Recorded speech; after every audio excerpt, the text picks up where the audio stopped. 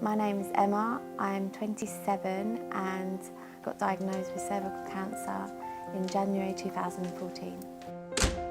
My mum said to me 3 months after my 24th birthday, have you had your smear test? And I said no. I contacted the doctor and I ended up getting a smear test. It come back that I had abnormal cells. So they referred it to St Helier Hospital and it wasn't that bad to actually take any action. But they said come back in 3 months. So I came back in 3 months and unfortunately it got to a stage now where they said it's a bit dangerous, you know, we need to get rid of these cells. I was quite panicky at that point. And they removed some cells, I believe, but there was still a majority of cells they couldn't get. That was when they told me I had cervical cancer, yeah. I had my partner there and my mum, and yeah, I was just, I didn't really take it in properly because it was just the whole C word.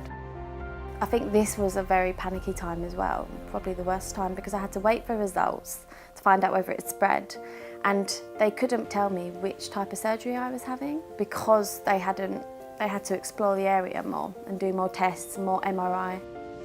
I was assigned a cancer nurse, Erica. She was really helpful and she was just, you know, this is my number, call me whenever you want. And she was really good. But I think the way I was initially told about my circumstances was very, it could have been done gentler. I was given 3 different options. One of them was a hysterectomy and one of them was a trachelectomy. And the other was a wider lets. But being told that I'd probably most likely have a trachelectomy or a hysterectomy meant either losing my fertility or my fertility would be affected. So it was very overwhelming. I've never been one to want kids or anything like that, but it was very, you know, upsetting to think that that choice had been taken away from me.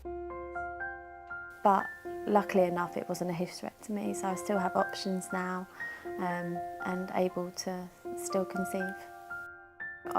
They'd done keyhole surgery, and so yeah, it was quite a long operation, and it was supposed to be 7 hours, but it ended up being 9 hours, and my partner was waiting for me there all day, so he was really upset, bless him. So after my surgery, I spoke to a radiotherapist because my surgery was successful, but the margins wasn't clear.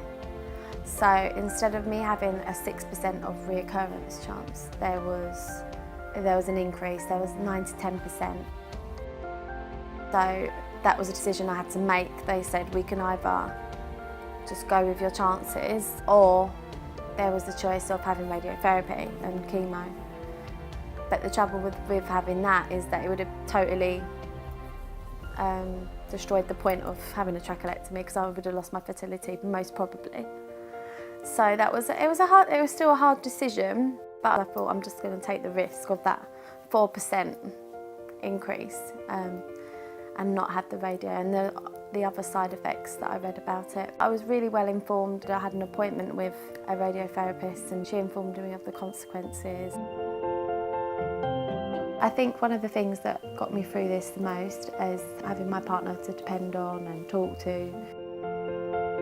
I did have symptoms, but this was really bad. But I wasn't that aware of it. So I had a little bit of bleeding after sex. It wasn't major, but that was just down to me not knowing. And if you have any inklings or any sort of scares that you think that it might be cervical cancer symptoms, just get them checked straight away. There's no point in delaying it, so it's very important that you act quick.